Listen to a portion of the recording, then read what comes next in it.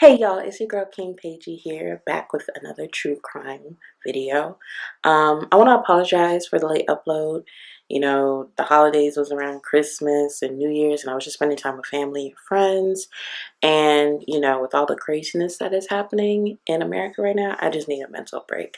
But we're back now, and I hope you all had a good Christmas and New Year's. And let's just pray that 2021 is way more kinder to us than 2020 was. Today, we're going to be talking about another love triangle gone wrong. So get your snacks, get your drink, and enjoy the video. So today we're going to be talking about the Kelly Cochran case and how she is just a dirty, stinking liar. Kelly Cochran and her husband Jason Cochran are both from Maryville, Indiana. Now, when they first got out of high school, they instantly got married. When Jason and Kelly got married, Jason's brother didn't think it was a great idea because they are two completely different people. Kelly was more outgoing and sociable, and Jason was more so off to himself. I wouldn't say he was shy, but he just didn't want to be bothered. He just chilled, didn't want to do much and stuff like that. After they got married, they created a swimming pool service business. I don't know much about swimming pool services. I'm guessing they were, clean people's pools because, yeah, what else could they possibly do? 10 years after they created their swimming pool business, Jason threw out his back really bad. He was always in excruciating pain. If he moved wrong, it threw his back out completely for weeks or months. And so he was completely out of it. Because of this, he couldn't work. And Kelly was basically the breadwinner. She had to pay for everything: groceries, bills, rent, all that stuff. She had to do everything herself. So in 2013, Jason and Kelly decided to move to Iron River, Michigan because they could get legal marijuana there. Jason needed the marijuana for his back pain, and he didn't want to do any other drug. Now, when they moved there, Kelly got a job at a factory that manufactured parts for naval ships.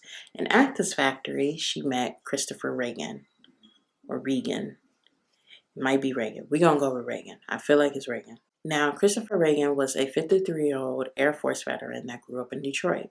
Even though Chris and Kelly had a 20-year age gap, they actually got along very, very well. They were both outgoing people. They both were very sociable. Because they hung out, a lot of people at work started to notice, and a rumor started that they actually were having an affair.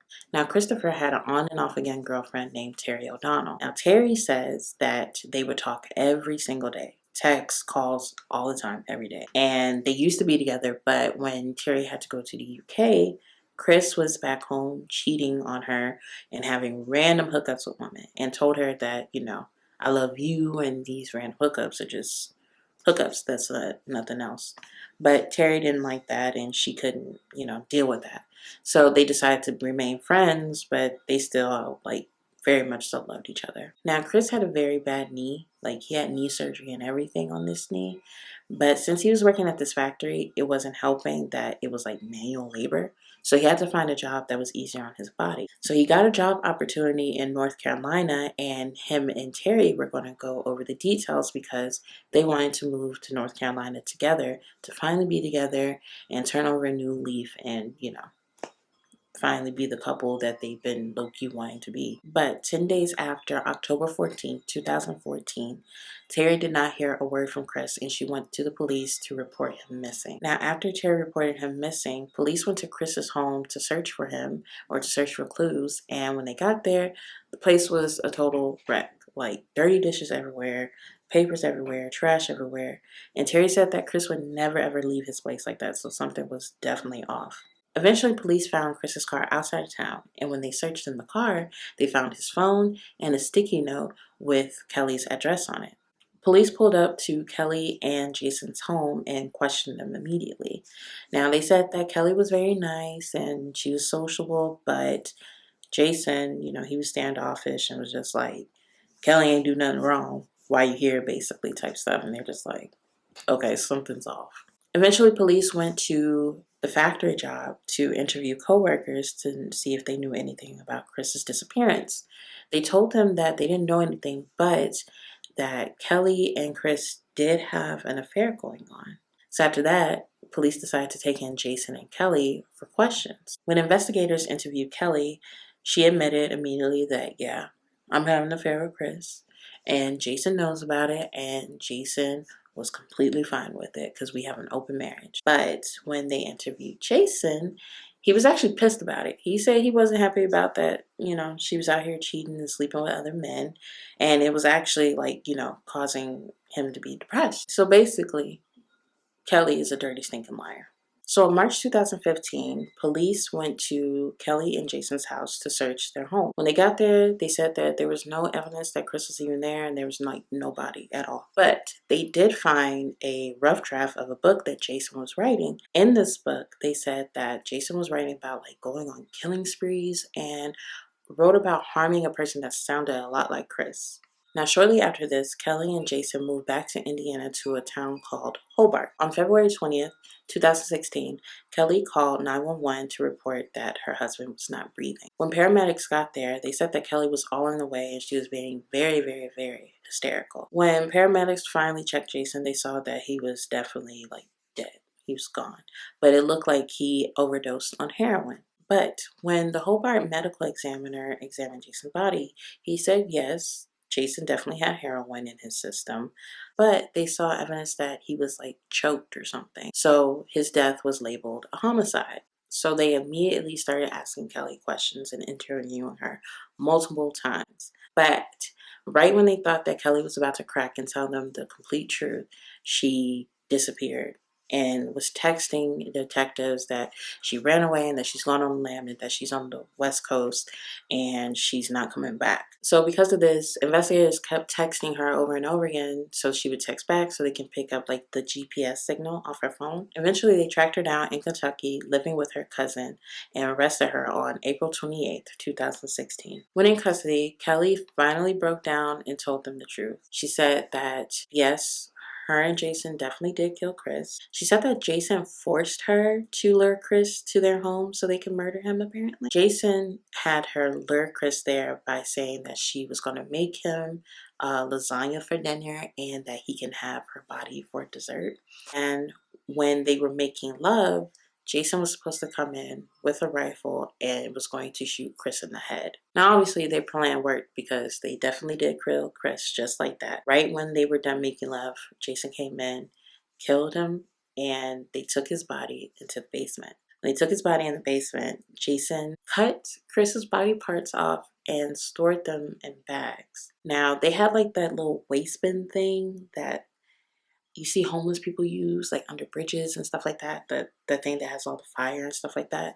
They used that to burn Chris's body, and after they burned his body, they took his skeleton bones or whatever into the woods and scattered them and covered them with leaves and stuff like that. Now, Kelly eventually took them to where all the body parts were and stuff like that. Kelly also admitted to murdering Jason because she was avenging Chris's death.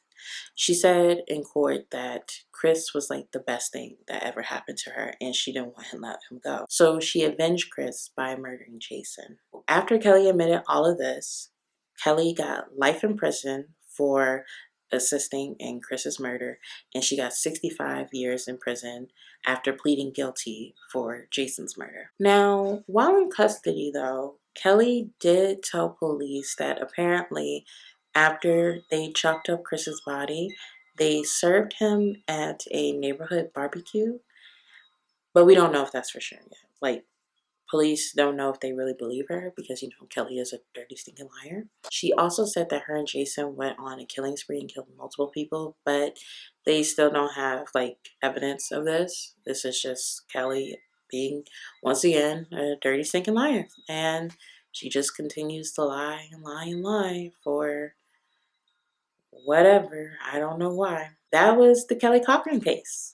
This case was very interesting to me, like all cases, because so when I first saw the case, I saw the headline, "Woman served a lover to a neighborhood barbecue," and I was just like, cannibalism?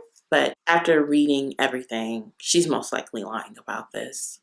But what I didn't like with this case though is that obviously, death, we don't like death, but Kelly, she says that Jason forced her to kill Chris, right?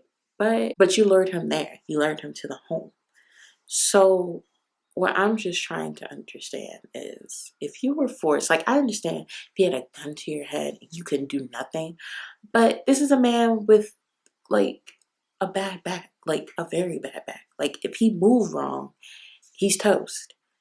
So you couldn't just elbow him one good time, kick him one good time, and, like, call police and say, hey, my husband wants me to kill my lover or something. Like, he couldn't really move. Like, she was working. So she could have, like, you know what I'm saying? This whole, oh, I was forced, that don't make sense. That don't make sense at all. Also, I forgot to add this in. My bad. Kelly also said that her and Jason had a pact to kill each other's lovers if either one of them ever cheated on each other. She knew this was going to happen, basically. Like, she knew if she cheats, this was going to happen. So that whole, oh, he forced me to lure him there, trying to blame him so she wouldn't get that much time, but still ended up with life in prison because of that murder, it just don't make sense. None of it makes sense. Like I say, you could just get out. You could leave. Like I said, like, if she was being really, really forced, she could have, elbowed him one good time, like, and walked out the door, literally. Elbow, walk out the door. He can't run. He got a bad back. But yeah, I hope y'all enjoyed this video. This case was crazy. Don't trust dirty stinking liars like Kelly. If you enjoyed this video, please like it. If you want to see more, definitely subscribe and comment what you thought on this case. Like, do you also think that Kelly is a dirty stinking liar? Also, don't be afraid to comment other cases you would like me to check out. I will definitely check them out. And yeah, don't be afraid to share this video too. Share it with your family that like true crime, your friends that love true crime. Share it with anybody and everybody. All right? I hope y'all have a good day and a good night, and I will see y'all in the next video. Bye.